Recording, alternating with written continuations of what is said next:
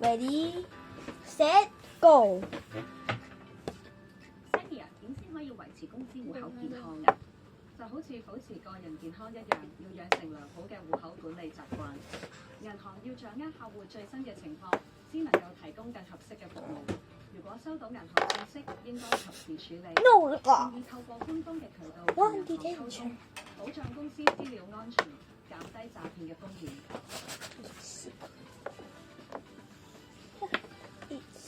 客戶可以經網上理財，定期檢視同埋更新公司嘅業務資料，方便快捷，亦可以減少因資料過時而導致服務延誤。要清楚界定公司同個人戶口嘅交易。散緊步啊！而家。幫人轉帳，更加唔好借戶口俾人用。轉帳時要註明用途同埋保留記錄，適時培訓員工正確使用戶口，同埋善用網上理財嘅雙重授權設定，為網上轉帳添加安全鎖，交易就更加安心啦。What？進行任何轉帳時，應該先核實收款人資料嘅真實性，善用網上理財嘅可疑帳號警示服務，有助識別潛在嘅詐騙陷阱。明白晒，各位老闆，記得妥善管理你哋公司戶口啦。我都未咗。匯豐相信在商不止言商，除咗提供一站式銀行服務，亦都全面守護企業財務健康。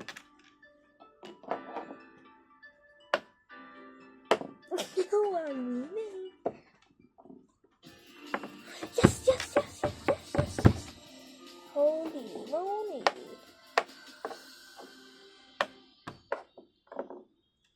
以下節目含有間接宣傳。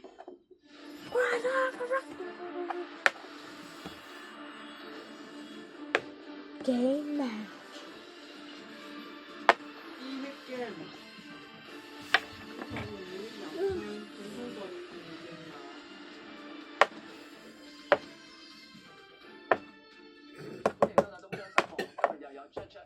嘅時間啦，我哋有朱文慧 Teresa 陪大家快啲入去傾偈啦。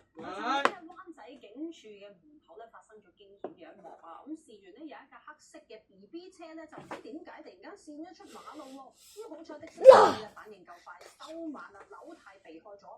更加好彩嘅係 BB 車入面咧係冇 BB 啊！究竟點解咧有架空嘅 BB 車會衝咗出嚟嘅咧？的確係令人耐人尋味。以下係有直播。